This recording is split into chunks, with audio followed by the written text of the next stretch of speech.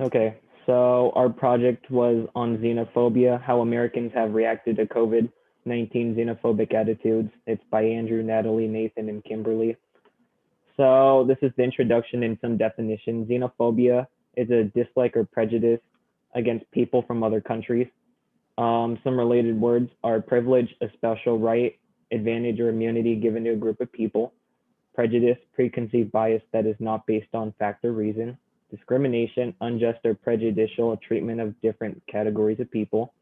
So what we're trying to do is teach others about xenophobia. We look at different cases of xenophobia in the United States, and we also look at a couple of historical examples of how Asian Americans have been targeted.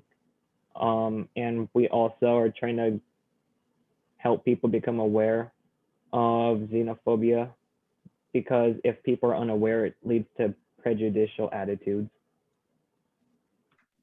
Um, just to further expand on what he's saying, we're aiming to detail the prevalence of xenophobia.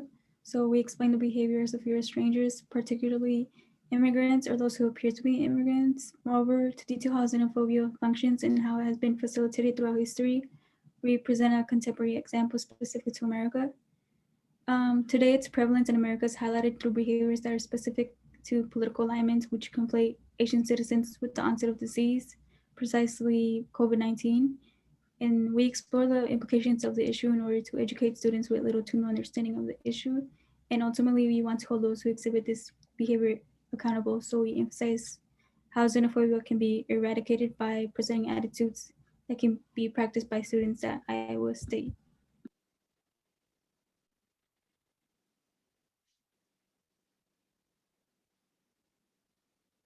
So, in order to fully understand xenophobia today, we felt like it was necessary to provide a little bit of history of xenophobia in America. And so, there are a lot of different examples of this throughout time. One event that we chose to highlight was the anti Chinese movement of the 1850s. And so, during this time, there were a lot of Chinese immigrants entering the US due to the California gold rush. And immediately they were met with hate, discrimination, and even special tax laws that discriminated against them. And in addition to this, the California Supreme Court placed them in the same category as African Americans and Indians by not allowing them to testify against the white men. So that made it even more difficult for them to speak out against their mistreatment. And this discrimination only got worse during the difficult economic period of the 1870s, in which the Chinese were blamed for a lot of the bad things going on in the economy. And this ultimately culminated with the Chinese Exclusion Act, which barred Chinese laborers from entering the country entirely.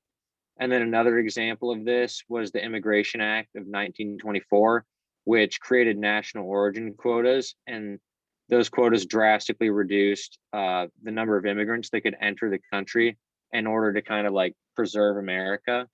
And when Chinese were allowed back into the country in 1943, there were only about 100 visas that were granted to them, and this system wasn't abolished until 1965. So, as you can see, xenophobia has been deeply rooted in American history, and it still goes on today. So listed on my slide are specific examples of xenophobic acts in the US, in no way equivalent to all the recent examples of xenophobia towards Asians in the COVID era.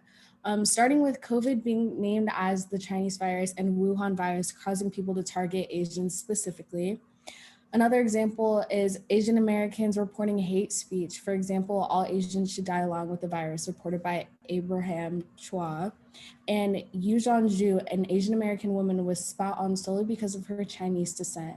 During quarantine, 30% of Americans witnessed some form of prejudice or blame towards them.